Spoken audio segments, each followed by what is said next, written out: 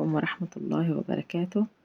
أهلا وسهلا فيكم بقناتي، وأهلا وسهلا بكل المتابعين، وإن شاء الله تضلوا بخير يا رب.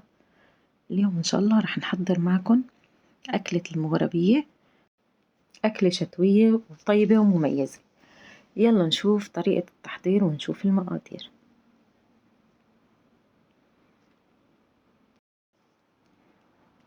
عندي هون تقريبا كيلو من حبة المغربية، رح أنقعها من 4 ساعات ل5 ساعات، وإذا كانت مو ميبسة ما بدها نقع أبدا.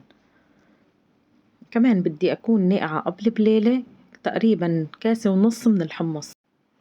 كمية المغربية الميبسة رح تاخد تقريبا كاسة ونص حمص، وإذا ما كانت المغربية ميبسة بتاخد بس كاسة حمص.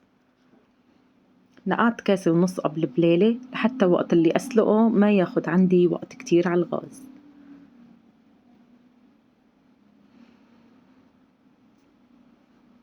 غسلت الحمص وحطيته، وضفت فوق الحمص تقريبا كليين بصل حجم وسط، طبعا كمية البصل اللي انتو بتحبوها بتضيفوها.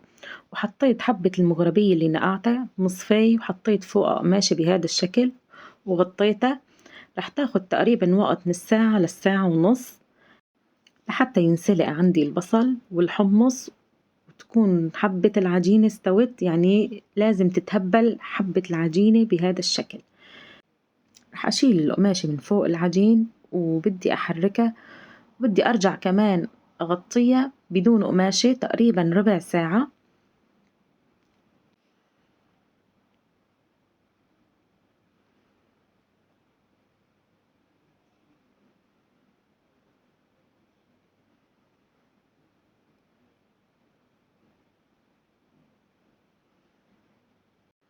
هيك هلا تقريبا صار لها 15 دقيقة. رح أشيل نصفية العجين من فوق الحمص والبصل، ورح أشوف هلا إذا استوى عندي الحمص والبصل لحتى أقلبهم وأصفيهم بنصفي لحتى يصفوا عندي من السوائل منيح. هيك هلا صار عندي جاهز الحمص.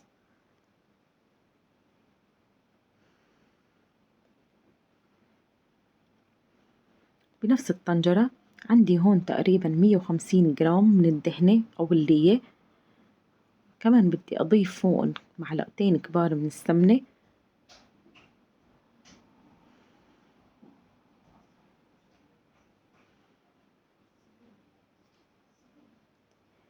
رح أقليهم لحتى تاخد عندي الدهنة اللون الذهبي.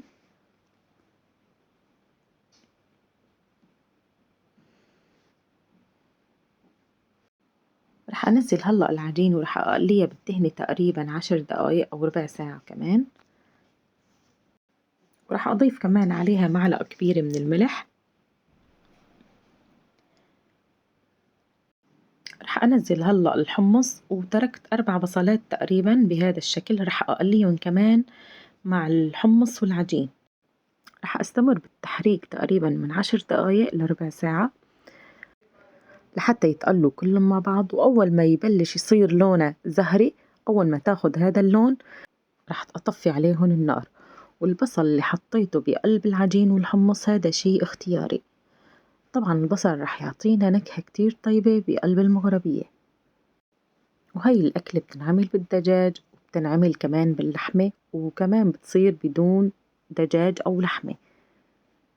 طبعا هذا شيء اختياري.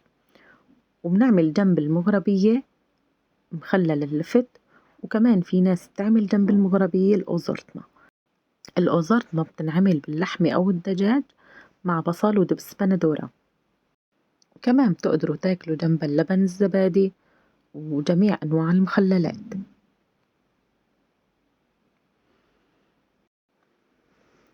هيك هلأ صارت عندي جاهزة أكلة المغربية.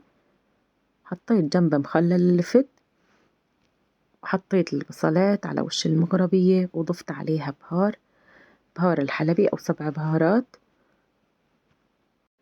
إن شاء الله يكون عجبكم الفيديو اليوم وعجبتكم طريقة التحضير. ولا تنسوا اللايك والاشتراك بالقناة، وتضغطوا على زر الجرس ليوصلكم كل شي جديد. وأهلا وسهلا فيكم، وصحتين وعافية.